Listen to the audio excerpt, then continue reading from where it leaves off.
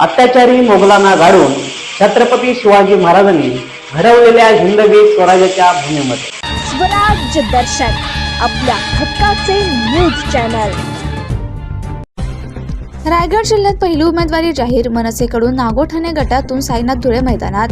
रायगड जिल्हा परिषद निवडणुकीसाठी जिल्ह्यातून पहिली उमेदवारी जाहीर झाली आहे। महाराष्ट्र नवनिर्माण सेनेकडून रोहा तालुका प्रमुख साईनाथ धुळे यांनी नागोठाणे गटात उमेदवारी लढविण्याची घोषणा केली आहे। हा गट यापूर्वी ठाकरे गटाकडे होता, मात्र ठाकरे गटाचे माजी जिल्हा परिषद सदस्य किशोर जैन यांनी अलीकडेच अजित पवार यांच्या उपस्थितीत राष्ट्रवादी काँग्रेसमध्ये प्रवेश केलाय। त्यामुळे या गटात आता राजकीय समीकरणे बदलली असून जनता कौल नेमका कोणाकडे देते याकडे सर्वांचे लक्ष लागले।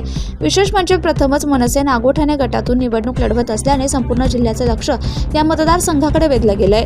उमेदवारी जाहीर झाल्यानंतर साईनाथ धुळे यांनी या संधीचं सोनं करून विकास कामांना चालना देणार असल्याचं वक्तव्य केलंय। नागोठाणे प्रतिनिधी श्री सुदर्शन कोटकर। साईनाथजी, आपण मनसेमधून इच्छुक आहात, त्याबाबत अधिकची माहिती।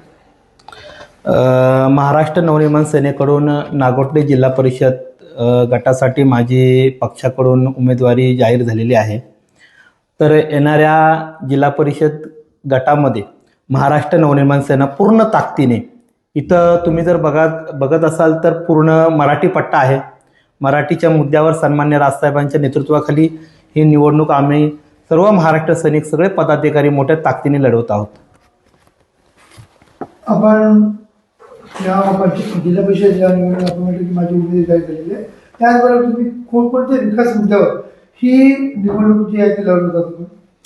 खरं तर बघायला गेलो तर गेले 10-15 वर्ष झाली की ह्या आमच्या विभागातील किंवा ह्या शहरातील लोकांना अजूनही फिल्टर पाण्याचा प्रश्न सुटलेला नाही आहे। पण अनेक वेळा फिल्टर पाण्याच्या नावावर ह्यांनी राजकारण केलं, परंतु फिल्टर पाणी हा प्रश्न काय ह्यांचा अजूनपर्यंत सुटलेला नाही आहे। या शहरामध्ये डम्पिंग ग्राउंड देखील नाही आहे। तुम्ही जर बघायला गेलात तर मुंबई गोवा हायवे पूर्ण टोटली हायवे व्यवस्थित झालेला आहे, परंतु नागोठण्याचा हायवे का रखडलेला आहे की इथले सत्ताधारी जे आहेत, इथले जे कोणी प्रतिनिधी आहेत त्यांचं इथं काय जास्त लक्ष नाही आहे। त्याच्यामुळे इथले अनेक विकास कामं आहेत जे आम्हाला इथं दिसत आहेत।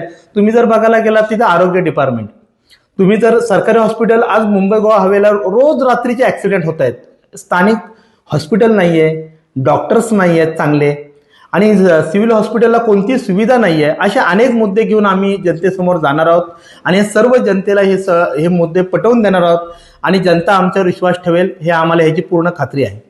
त्याचबरोबर आपण मागे पोस्ट केली होती की नागोठणा बाजारपेठेमध्ये रस्त्यावरती करण्याचा प्रश्न बाकी आहे, बस स्टँडचा प्रश्न बाकी आहे, नागरिकांच्या बऱ्याचशा समस्या, या समस्येकडे कसं आपण लक्ष देऊ? ज्या दिवशी ह्या गणामधून जिल्हा परिषदचे सदस्य महाराष्ट्र नवनिर्माण सेनेचा निवडून जाईल त्याच दिवशी लगेचच नागोठण्यातील बाजारपेठ, जी मुख्य बाजारपेठ आहे, तिचं रुंदीकरण झालं म्हणून समजायचं। त्याचबरोबर आपल्याकडे समोर जो आहे प्रतिस्पर्धी राष्ट्रवादीचा आहे, ते नुकतेच आता शिंदे उबाटामधून राष्ट्रवादी आलेले आहेत आणि त्यांची उमेदवारी जाहीर होते असं समजतं। याकडे बघताना काय त्यांच्या राष्ट्रवादी बलाढ्य क्षेत्र आहे, त्याकडे कसं बघताय? खरं तर बघायला गेलं तर नागोठण्यातील सर्व जनतेला माहिती आहे कोण कशासाठी गेलंय, कोण कुठल्या विषयासाठी गेलेला आहे। खरं तर बघायला गेलो तर इथल्या मराठी लोकांनी हा उबाटाला म्हणजे उद्धव बाळासाहेब ठाकरेंना मतदान केलं होतं, पण ह्या लोकांनी फसवणूक केलेली आहे। आज मतदान तुम्हाला कशासाठी केलं होतं की एका विशिष्ट दुसऱ्या पक्षासाठी केलं होतं, पण तुम्ही त्या लोकांची फसवणूक करून दुसऱ्या पक्षात गेलात। त्यामुळे ह्या वेळेला जनता त्यांना माफ करणार नाही, ही जनता पूर्ण मनसेच्या सोबत असेल याची आम्हाला पूर्ण खात्री आहे। स्वराज्य दर्शन आपल्या हक्काचे न्यूज चॅनल।